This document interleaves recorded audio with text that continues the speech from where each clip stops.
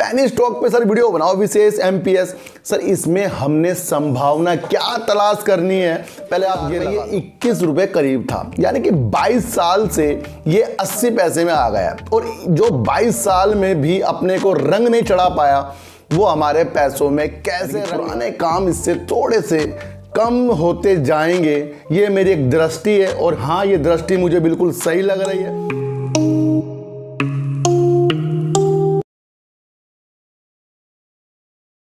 नमस्कार, मैं स्वागत करता हूं आपका अपने ही चैनल में जिसका नाम है सार्थक बाजार से। और आज बात करेंगे सर HFCL की, और बात करेंगे सर रिलायंस पावर की, और बात करेंगे सर MPS यानी कि विशेष इन्फोटेक की, और बात करेंगे सर यस बैंक की। सर इन सब की बात करने से पहले आपको एक चीज़ बता दूं मैं सर, जो ऑनलाइन का जो ज़माना आता जा रहा है, जिसकी वजह से हम घर बैठे बैठे कुछ ना कुछ सामान मंगाते रहते हैं, ये किसी के लिए तो अच्छा, लेकिन किसी के लिए ये बड़ा ही घाटे का सौदा होता जा रहा है। सर आपने देखा भी होगा सर, गली मोहल्ले में जो परचून की दुकान होती है, मेडिकल होते हैं, अब वो अपना जो भी सामान मंगाते हैं वो होलसेलर से मंगाते हैं, यानी कि जो बाज़ारों में होलसेलर होते हैं, दवाइयों वाले हो गए या आपका किराना वाले हो गए, तो वहाँ से वो मंगाते थे, तो ये रोज़गार चलता रहता था। सर अब हुआ क्या है सर, कि जिस तरीके से ऑनलाइन का ज़्यादा ज़माना बढ़ता जा रहा है, तो कहीं ना कहीं जो होलसेलर है उनको नुकसान आगे होने वाला है। क्योंकि मैंने देखा है कि मेडिकल पर भी रिलायंस के जो इनका जो दवाइयाँ ये नेट के द्वारा देंगे और कम रेट में दे रहे हैं, तो मुझे लगता है कि वो व्यक्ति मेडिकल वाला होलसेलर से ना मंगा के रिलायंस से ही मंगाएगा, क्योंकि वो छूट भी दे रहे हैं। सर तो यहाँ पर कुछ धंधा होलसेलर का कम होता दिखाई दे रहा है। और इसी तरह किराना का भी अब गली मोहल्ले में तक भी रिलायंस वाले चले गए हैं और जियो मार्ट का ऐप डाउनलोड कर रहे हैं, और वो भी सामान बैठे बैठे वो उनके पास आएगा और उनको भी ले जाने की जो सुविधा है वो भी मिल जाएगी। तो कहीं ना कहीं अब इससे किराना वाले जो होलसेलर हैं, तो उनको भी इसमें थोड़ा सा आगे जाकर नुकसान मुझे लग रहा है, आने वाले टाइम में ज़्यादा भी हो सकता है। और कहीं ना कहीं किसी के रोज़गार तो किसी को रोज़गार इससे मिल रहे हैं, यानी कि पुराने काम इससे थोड़े से कम होते जाएंगे, ये मेरी एक दृष्टि है। और हाँ, ये दृष्टि मुझे बिल्कुल सही लग रही है, क्योंकि आप देखना आगे जाकर होना ऐसा ही है। सर अब सारे काम जब बंद होते जा रहे हैं, तो लोग क्या हैं सर, कुछ लोग जैसे कोरोना के टाइम में भी डीमैट अकाउंट ज़्यादा खुलवाकर उसमें भी वर्क करते जा रहे हैं। तो एक काम यही लोगों को नज़र आ रहा है कि भाई पैसा लगाओ, और पैसा लगा कर शेयर खरीदो, और शेयर से प्रॉफिट आए, फिर उसमें कुछ अपनी संभावना तलाश करो। तो ये काम भी अच्छा है, जो कभी तो बंद नहीं होगा। लेकिन जिस तरीके से जो तेल महंगा हो रहा है, और जिस तरीके से यूक्रेन का युद्ध हो रहा है, फिर ब्याज दरें बढ़ती जा रही है अमेरिका की, उसकी वजह से जो मार्केट ने ना 3 महीने से जो गिरावट के सिलसिले देख लिए हैं, उससे जो नए निवेशक हैं सर, वो डीमैट अकाउंट खुलाने में ज़्यादा रुचि दिखा रहे हैं, और वो डरे डरे से लग रहे हैं मार्केट की गिरावट को देखते हुए। तो इस जून में सर 17.9 लाख डीमैट अकाउंट खोले गए हैं, जो 2021 फरवरी में सबसे कम है। सर तो कहीं ना कहीं अब ये गिरावट को देखते ही जो नए निवेशक हैं, वो थोड़ा सा रुख उन्होंने अपने हाथों का रोक लिया है। तो कहीं ना कहीं गिरावट की वजह से जो नए निवेशक हैं वो भी डर जाते हैं, और पुराने तो सर गिरावट की वजह से डरते ही रहते हैं। तो ये भी आपको बताना ज़रूरी था कि जिस तरीके से ऑनलाइन का ज़माना किसी के लिए अच्छा, तो किसी के लिए बेकार भी साबित होता जा रहा है। लेकिन फिर जो कम खुले हैं इस क्षेत्र में आने के लिए, ये आगे बढ़ भी सकते हैं। जिस तरीके से अब तेज़ी के भी संकेत आपको देखने को मिल रहे हैं, सिर्फ तेज़ी के संकेत नहीं थे इसलिए अकाउंट नहीं खुल रहे थे, लेकिन उनको बड़ा नुकसान होने वाला है, जो मेडिकल वाले होलसेलर वाले हैं, और जो किराना के होलसेलर वाला, और आगे भी कुछ और भी ऐप आ सकते हैं जो कपड़े से भी संबंधित। तो ये कहीं ना कहीं मुझे थोड़ा सा घाटे का सौदा जो पुराने जो दुकानदार हैं उनको लिए लग रहा है। सर ये बात बतानी बहुत ज़रूरी है, क्योंकि ये भी एक मार्केट से जुड़ती ही बात थी। सर तो बात करते हैं सर रिलायंस पावर की, और रिलायंस पावर का जो शेयर आपको बढ़ते क्रम में तो ज़रूर दिखाई देगा। जिस तरीके से बिजली में ज़्यादा मांग हो रही है, और थर्मल पावर ज़्यादा दिनों तक चलने की सरकार की तरफ से भी एक अंदेशे जो आ रहे हैं, उसे देखते हुए सर आईसीआईसीआई सिक्योरिटी ने पावर सेक्टर के जो क्वार्टर 1 के रिजल्ट आएंगे उसमें पॉजिटिव संकेत दे दिए हैं, क्योंकि उन्होंने कहा है कि जिस तरीके से डिमांड बढ़ रही है और 18.6% की डिमांड में बढ़ोतरी हुई है और व्यापार 216 गीगावाट तक के पहुंच गया है, तो इसे देखते हुए उन्होंने पावर सेक्टर के क्षेत्र में अच्छी संभावना दी है। तो इससे क्या रिजल्ट के जो संभावना निकल रही है जेपी पावर और रिलायंस पावर में अच्छे आने की संकेत मिल रही है। लेकिन रिलायंस पावर जो अपनी संपत्ति मुद्रीकरण की योजना बना रहा था उसके विपक्ष में वोट पड़े हैं और 99.88% ने इस संपत्ति मुद्रीकरण को खारिज कर दिया है, यानी कि ये अब जो रिलायंस पावर करने वाला था ऐसा नहीं होगा। तो ये एक रिलायंस पावर के लिए एक नेगेटिव न्यूज़ है, लेकिन आने वाला ज़माना तो पावर का ही है और आईसीआईसीआई सिक्योरिटी ने अच्छे संकेत पावर के लिए दिए हैं। लेकिन उन्होंने एक चीज़ और भी कह दी, जिस तरीके से कोयला ज़्यादा डिमांड में रहा है और कोल इंडिया आयात करने के लिए कई बोलियां लगा रही है कोयले के लिए, तो साल दर साल 58% से कोल इंडिया की ग्रोथ हो सकती है, उन्होंने ये अंदेशे दे दिए। तो सर ये पावर सेक्टर में एक पॉजिटिव न्यूज़ निकल कर आईसीआईसीआई डायरेक्ट की तरफ से आ रही थी। क्वार्टर 1 में अच्छे रिजल्ट आने के संकेत उन्हें दिख रहे हैं सर।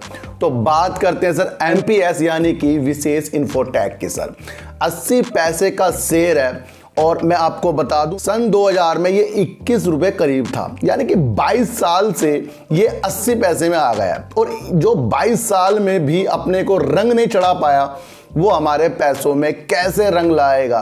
तो ये पैनी स्टॉक को सर आपको पैनी की नज़रों से देखना चाहिए, क्योंकि सर काफ़ी लोग मुझे कह रहे पैनी स्टॉक पे सर वीडियो बनाओ विशेष एमपीएस।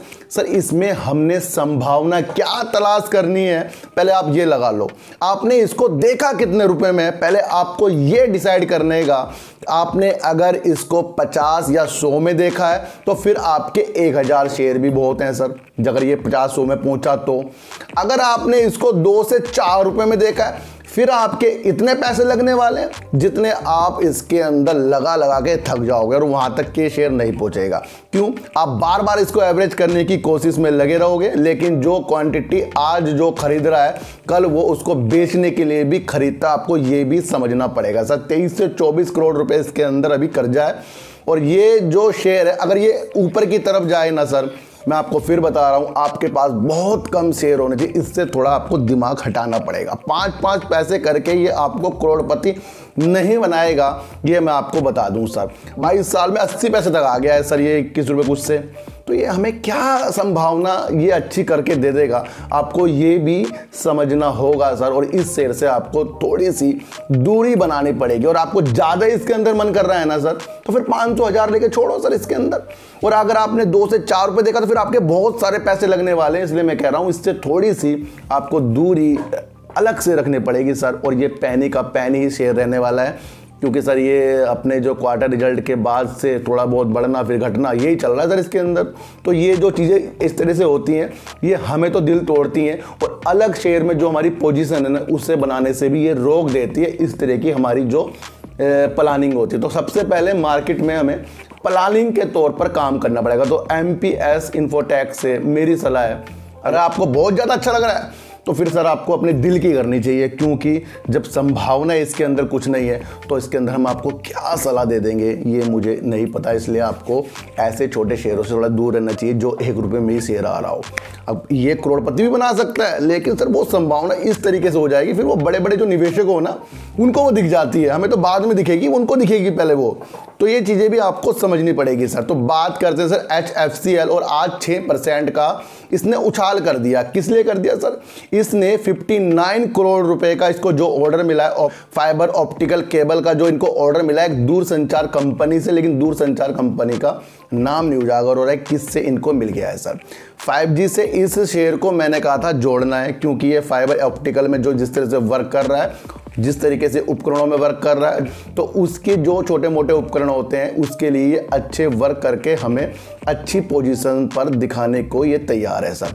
तो यही एक मुझे फाइबर ऑप्टिकल में से एक ऐसा लग रहा है जो 5G से जुड़ता हुआ आपको अच्छे टारगेट दिखा सकता है, और दिन प्रतिदिन जिस तरह से इसको थोड़े बहुत ऑर्डर मिलते जा रहे हैं ये दिशा बता रहा है, वो वर्क वही कर रहा है जो 5G से इसके अंदर इसकी तेजी के लाने के संकेत दिखा रहा है। तो ये 59 की जो करोड़ का ऑर्डर मिला है, इसने 6% का उछाल दे दिया, लेकिन इसको इतने ऑर्डर से मत तोलो, इसे आपको अच्छे संकेतों के साथ जोड़ना पड़ेगा और विप्रो के साथ जो इनकी प्लानिंग है वो आपको समझकर इस शेयर में आपको रुकना पड़ेगा। मैं आपको इतनी से एक बात बता दूं सर, तो 5G आने वाला और 5G में अडानी जी का भी नाम बढ़ चढ़कर आया था और कई शेयरों ने गिरावट, कई शेयरों ने इसमें उछाल कर दिया था, सिर्फ इसी वजह से कि अडानी जी इसके अंदर कूद गए हैं 5G की रेस में।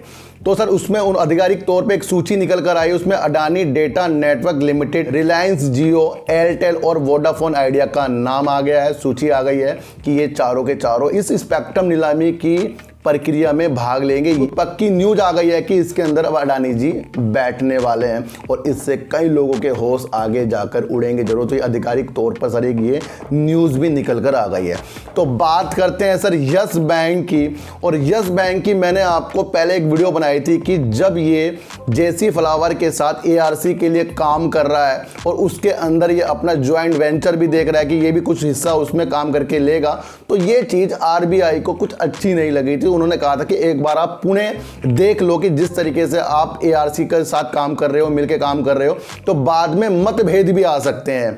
और ज्यादा हिस्सा के लिए यस बैंक इसमें काम करने की एक प्लानिंग कर रहा था। तो उसके अंदर आरबीआई ने कुछ दिनों के लिए जो निर्णय आएंगे आरबीआई की तरफ से, इसलिए इसको रोक दिया था। इसलिए इसके अंदर तेजी के संकेत हमें देखने को नहीं मिले थे सर। तो यस बैंक को आरबीआई ने 20% की हिस्सेदारी एआरसी के लिए दे दी है, जो एक गुड न्यूज निकलकर यस बैंक के लिए आ रही है। तो अब यस बैंक को एआरसी के प्रयोजक के रूप में वर्गीकृत किया जाएगा, जो एक अच्छे संकेत आने वाले दिनों में यस बैंक के लिए आ रहे हैं सर। 9.9% ही सिर्फ एआरसी के लिए कोई सा भी बैंक अपनी संभावना बना सकता था, लेकिन उसके लिए उसे आरबीआई से स्पष्टीकरण चाहिए होता था।